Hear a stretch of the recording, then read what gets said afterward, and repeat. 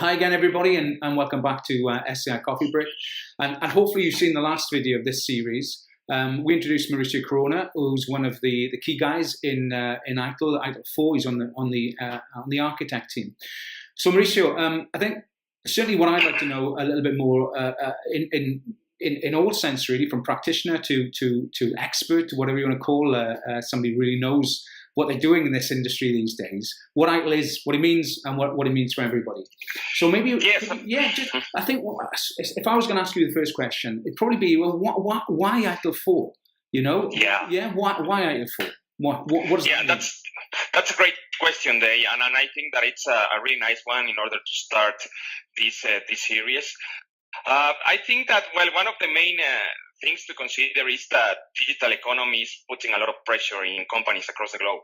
So it doesn't matter if you are working in a small, a medium, or large organization, you will be able to see that your organization, your businesses are trying to keep the peace of how can we adopt the new technology in order to get the best of it.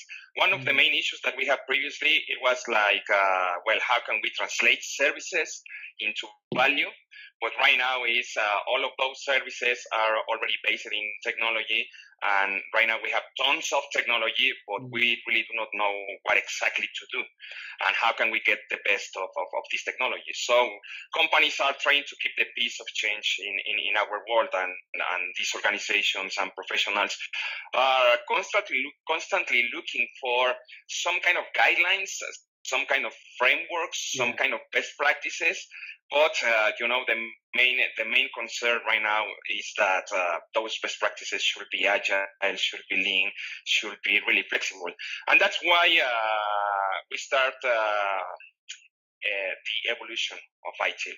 This is something that ITIL considerably needs, because as you know, the last time we updated ITIL, I was involved as well in the previous version. It was ITIL v3 in 2007, and after that it was ITIL 2011 edition. That it was, of course, in 2011. And just after that, we just worked in a book called ITIL Practitioner a couple of years ago, and that's it. So this is why we need that. There's a sense of urgency on getting a new framework, the evolution of ITIL framework right now. And that's interesting. That last point about the sense of urgency. I mean, we recognise things are changing, you know, and I think certainly listening to some of the things that are happening out there, the changes in the last 2 years have been extraordinary, 2 or 3 years. That's right. So is ITIL4 a way of trying to address the changes since 2011? Essentially, it's bring up to date. I mean, I know it's that simple. What type of stuff do you think it'll include then? What are you bringing up to date? Considering we're going to see a lot of new stuff in ITIL4. And in fact, one of the main things that I want to share with you right now is that we have created a lot of expectations regarding ITIL4. So February is going to be the launch, and in 2019.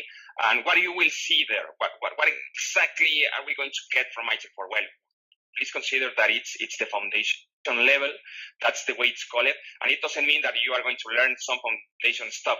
That means that you will be able to see the new architecture, the new ITIL4 architecture. That's the main value that I think that will come from there. We will be able to see some very interesting topics like the service value system. We are going to be able to take a look to the service value chain. We are going to talk about some guiding principles. Of course, the evolution of the concept of IT service management and service management.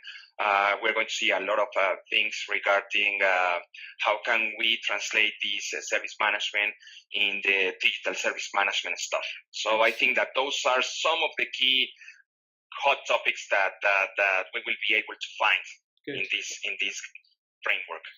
And I think, I think what would be great, right, is to explore some of those points you just made in the next set of videos. So thank you for listening to this, guys. Thank you again for your time, Mauricio. We'll close this one now so the guys can go back to work, right, who's ever watching this. Right. And we'll catch up. Absolutely. Yeah? Thank you. Thanks, Mauricio. Thank you.